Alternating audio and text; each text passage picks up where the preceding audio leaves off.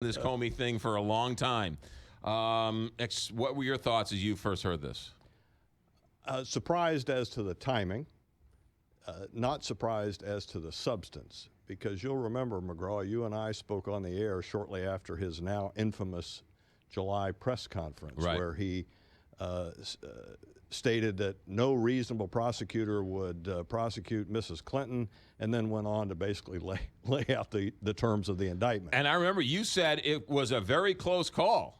It was clearly a very close call as to whether crimes had been committed, but we also talked about at the time how extraordinary, to the point of, some would say, and clearly the president yesterday decided, improper. Right.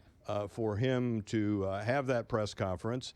The FBI, the I in FBI is investigation. It's not FBP, prosecution. But he held that because Loretta Lynch recused herself because of the conversation she had with Clinton on the tarmac. Right? Well, I mean, that's part of this as well. Yeah, that was a part of the basis that former Director Comey gave for opining as to the prosecution.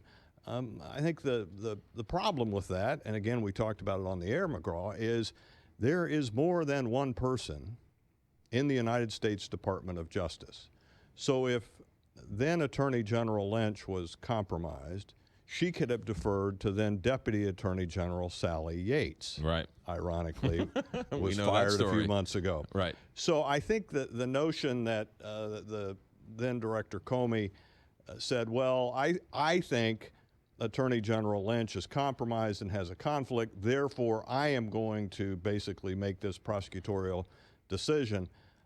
That presupposes that nobody else across the street at the Justice Department was competent or capable of doing that, and I think that is a premise that's pretty thin. There's no question that a lot of people, there was a letter from former U.S. attorneys, including, I think, Ed Dowd signed the letter, came on the show and talked about how that was just out of the norm for James Comey to hold that news conference. It was extraordinary, and I think we've never seen anything like it, and God willing, we will never see it again. Right. But I think, in defense, if I may, of Director Comey, if you look in the dictionary, figuratively, McGraw, under the definition of honorable, right, you probably see Jim Comey's picture. And so the fact that he made a decision that maybe in retrospect was a mistake, he doesn't think so, based on his testimony a few days ago.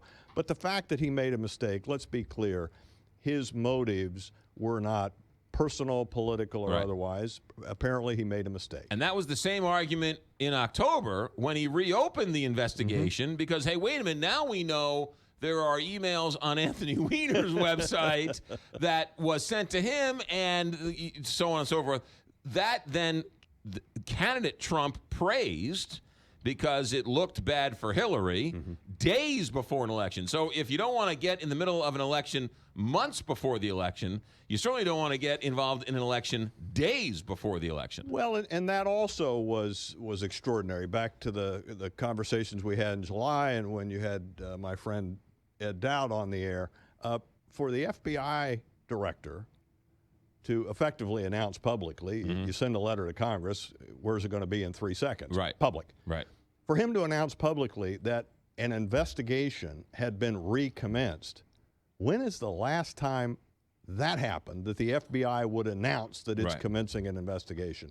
So I think the rich irony for those of us sort of up on the wire looking down on all this is this whole controversy has been full service 360 politically. Right. Because everybody's offended. Everybody's offended or everybody's praising him. Right. So the Republicans in October were, God bless Jim Comey for being so diligent. The Democrats were outraged. And then back in July, there was a little bit to go around for both sides with his press conference in July. I'll go one further. Democrats were even more outraged after the testimony a couple of days ago, where now we know that there's an ongoing investigation way back last summer into Donald Trump's connections with the campaign in Russia.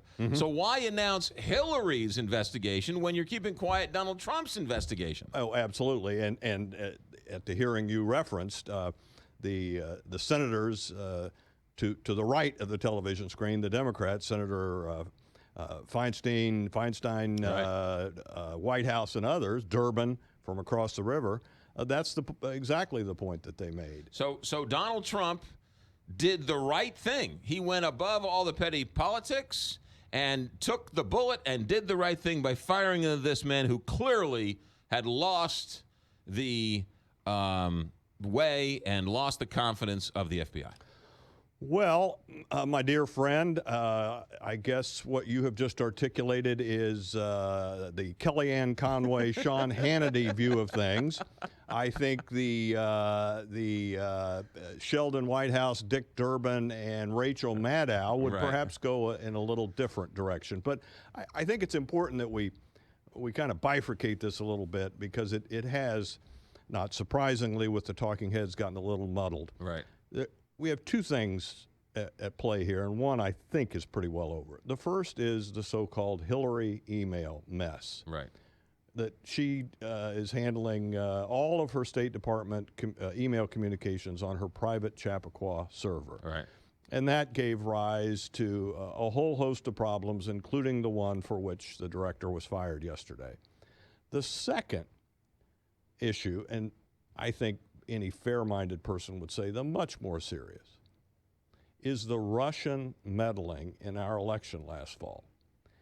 McGraw, there are a lot of people this morning on television and radio and otherwise talking and writing about all of the horribles surrounding this Comey situation. There is one person out of the 8 billion in the planet who is smiling brightly this morning, Vladimir Putin, because he and his folks have accomplished, in a way that they never could have fathomed, the cacophony, the tension, the backbiting, the public focus on this Russian meddling. This is exactly what they set out to do. People are questioning the legitimacy of the American president. Democrats are calling for a special prosecutor.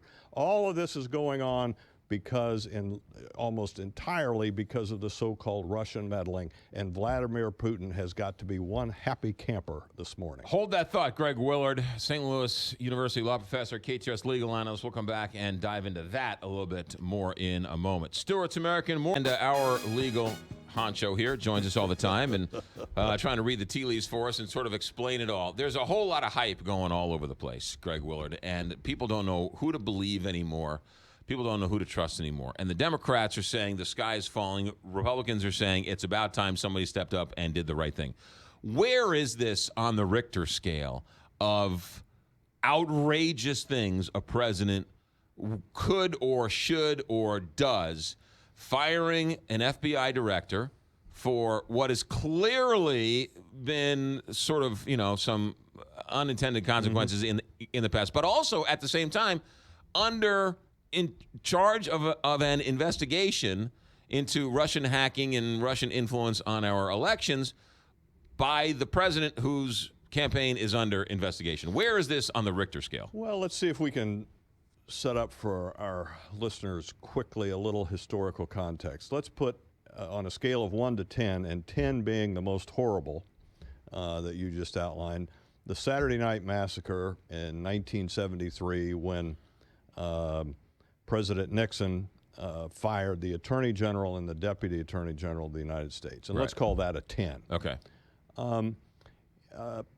President Truman fired General MacArthur. Right. For insubordination. And that was quite controversial at the time. Let's call that about a 6 or a 7. Okay. In 1973, President Clinton fired 1993, I'm sorry, fired FBI Director William Sessions for what were alleged to have been some rather petty abuses for personal use of FBI assets. Let's put that at about a 3. Okay.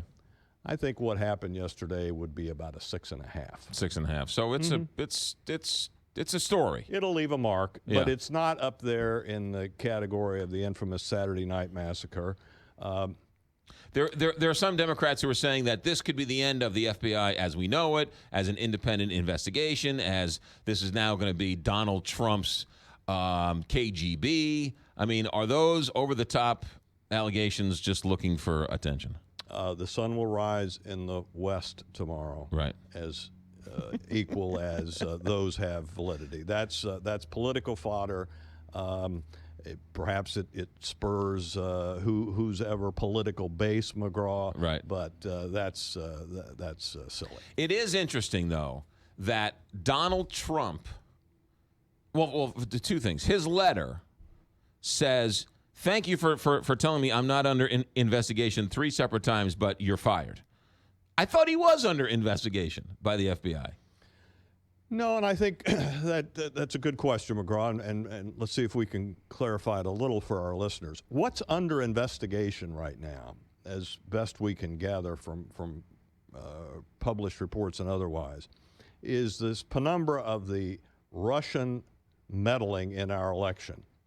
A subset of that kind of breaks off in 2 pieces. Number one, did officials in the Trump campaign collaborate with Russian officials in that meddling?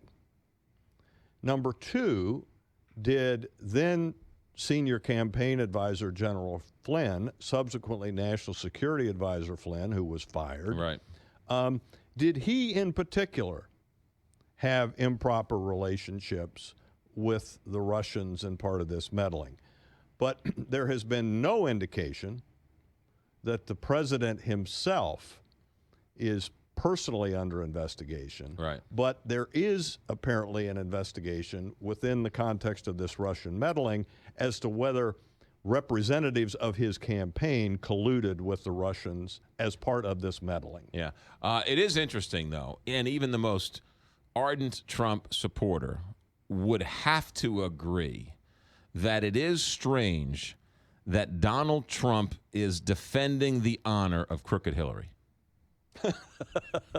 Well, I don't know that the president would concede that point, but again, as we talked a few moments ago. But he is. He's saying that she was inappropriately treated by then FBI Director James Comey, and that's the reason he's being fired. And that's why, as we talked a few moments ago, this whole mess is so rich for those of us who like to give a little punditry about it. Yes. Is that 1 week James Comey is their best friend and the greatest thing since sliced cheese. Right. And then the next week he's evil incarnate. Yes. And 1 week it's lying Hillary, and the next week it's, oh, poor Hillary, she was so abused by Comey last Right. July. No. How good is that? No, McGraw? your head is spinning. And lastly, Greg Willard, Donald Trump's trying to change the tax code. Donald Trump is trying to redo health care. Donald Trump is trying to get some type of infrastructure bill through.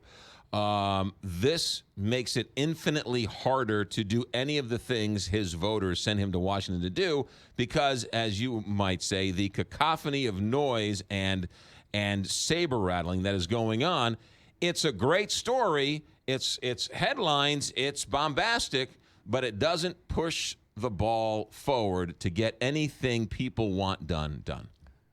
To characterize what's going on right now as a distraction is probably the ultimate in understatements. Right. I would add to your list, McGraw, in addition to all those domestic initiatives that the president would hope to achieve, is look at and think about all of the challenges around the world we're confronting, particularly with Russia, from a geopolitical military standpoint. Right. Well, what a distraction this is from trying to focus on those critical national security needs. It's not just a distraction, it is a wholesale refocus of the national conversation. Right. And as I said before, if you're Vladimir Putin, you are one happy camper this morning. Because we're doing it to ourselves. Exactly. That's Greg Willard. That's why he's the best. That'll be 1.5 credits towards your law degree at St. Louis University. All right, get back to work. Thank you, sir. Good to be with you, my friend.